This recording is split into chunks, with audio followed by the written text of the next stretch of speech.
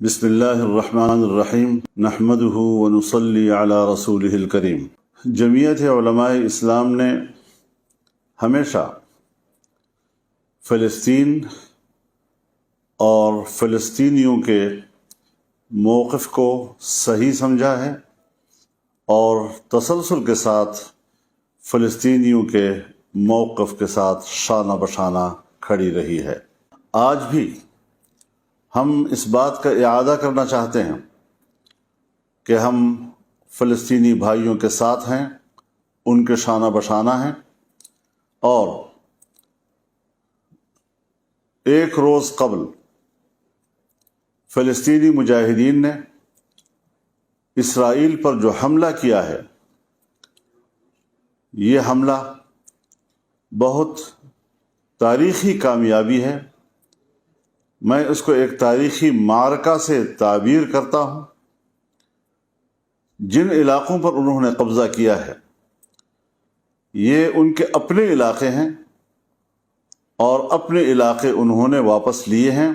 اس حوالے سے میں فلسطین کے عوام کو اور فلسطین کے مجاہدین کو مبارکباد پیش کرتا ہوں۔ دنیا نے یہ سمجھ رکھا تھا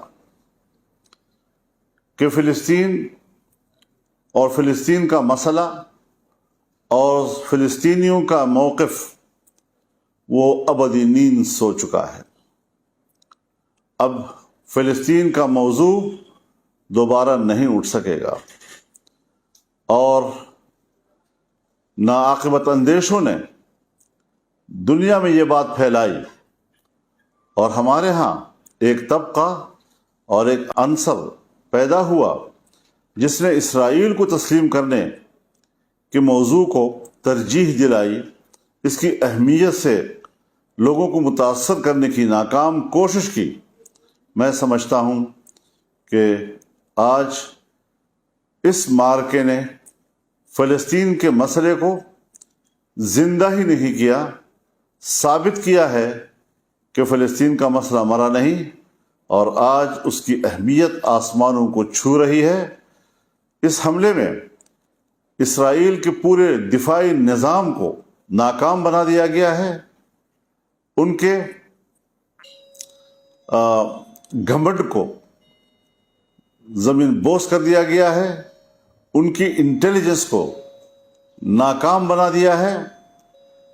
یہ حقیقت تسلیم کر لینی چاہیے دنیا کو کہ اسرائیل کوئی قوت نہیں، اسے بڑا چڑھا کر پیش کیا جا رہا ہے، اور اس قوت کو جس انداز سے بڑھا کر پیش کیا جا رہا ہے یہ انصاف کے تقاضے پورے نہیں کر رہا ہے۔ میں ساتھ ہی یہ بات بھی اپنے فلسطینی بھائیوں سے اور مجاہدین سے کہوں گا کہ وہ انسانی حقوق کا احترام کریں، اسے تحفظ دیں، اس کا لحاظ رکھیں، بچوں، عورتوں اور عام شہریوں کو گزند نہ پہنچائیں، ان کی زندگیاں تلف نہ کریں، اور دنیا کو بتائیں کہ اسرائیل اور صہیونی جنہوں نے فلسطینیوں کی نسل کشی کی، ان کے بچوں کو قتل کیا، ماؤں کے سامنے قتل کیا، والدین کے سامنے قتل کیا، اور کوئی احترام آدمیت انہوں نے نہیں دکھائی، آج ہمیں اس کے بدلے میں یہ ثابت کرنا چاہیے کہ اسلام اور مسلمان کس طرح انسانی حقوق کا تحفظ کرتا ہے۔ اس حوالے سے ہم ضرور فلسطینیوں سے یہ اپیل کریں گے کہ وہ ان انسانی حقوق کے تحفظ میں بھرپور کردار ادا کریں۔ میں یہ بھی کہنا چاہتا ہوں کہ اقوام متحدہ بھی اپنا فرض پورا کرے، 1967 کی قراردادوں پر عمل درآمد کرائے، بیت المقدس کو مسلمانوں کے حوالے کرے، اور اس کو فلسطین کا دارالخلافہ تسلیم کرے۔ ہم اس حوالے سے جو بھی اپنا موقف رکھتے ہیں، اس حوالے سے ہم ایک OIC کا بھرپور اور فوری اجلاس بلانے کا مطالبہ کرتے ہیں۔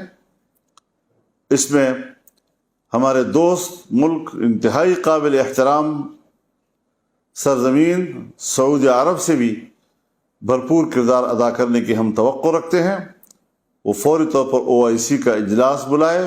पाकिस्तान की गवर्नमेंट वो फौरी तौर पर इस हवाले से किरदार अदा करे ताकि इस्लामी दुनिया बैठकर इन नए मारूजी सूरत हाल को सामने रखते हुए एक नए ज़ाविया नज़र के साथ अपने मौक़िफ़ का तयन करे और मशरिक़ वस्ता में अमन के क़याम को यकीनी बनाने के लिए मनसूबाबंदी करे। ये बात साबित हो चुकी है कि जब तक फ़लस्तीन को तस्लीम नहीं किया जाता, फ़लस्तीनियों को उसकी सरज़मीन नहीं दी जाती, कभी भी मशरिक़ वस्ता में अमन नहीं आ सकता। इस हकीकत को तस्लीम कर लेना चाहिए और इसी बुनियाद पर हम ये समझते हैं कि हमें अपने रवैयों पे नज़र रखनी चाहिए, अरब दुनिया को भी, पूरी इस्लामी दुनिया को भी। और मैं ये भी ऐलान करता हूँ कि अगले जुमे इंशाअल्लाहुल अज़ीज़ पूरे मुल्क में फ़लस्तीनियों के साथ यकजहती का दिन मनाया जाएगा और तमाम मुल्क के ज़िली हेडक्वार्टर्स में मुज़ाहरे किए जाएंगे उनके हक़ में और उनकी तायीद में। ज़िली हेडक्वार्टर्स से अगर कोई तहसील इतनी दूर हो कि वहाँ उनके लिए पहुँचने में दिक्कत हो तो वहाँ पर तहसील हेडक्वार्टर्स में भी मुज़ाहरे किए जा सकेंगे। पूरे मुल्क के अवाम, पाकिस्तानी कौम इस हवाले से मैदान में आए और इस्लामी वहदत का सबूत पेश करे कि इस्लाम एक दीन है और मुसलमान एक जिस्म है और जिस्म के किसी हिस्से में भी अगर कोई तकलीफ़ है तो उसका एहसास पूरी दुनिया का मुसलमान कर रहा है। पाकिस्तानी कौम इस हवाले से इंशाअल्लाह अपना किरदार अदा करेगी, अपनी राय देगी, यकजहती का मुजाहरा करेगी और जुमे के रोज़ जुमे की नमाज के बाद पूरे मुल्क में इंशाअल्लाहुल अज़ीज़ इस हवाले से यकजहती का दिन मनाया जाएगा, भरपूर मुजाहरे किए जाएंगे। मैं इस हवाले से पूरी कौम से अपील करता हूँ कि यकजहती की इस दिन को भरपूर तौर पर कामयाब बनाए। बहुत बहुत शुक्रिया। व आखिर दावाना अनिल हम्दुलिल्लाहि रब्बिल आलमीन।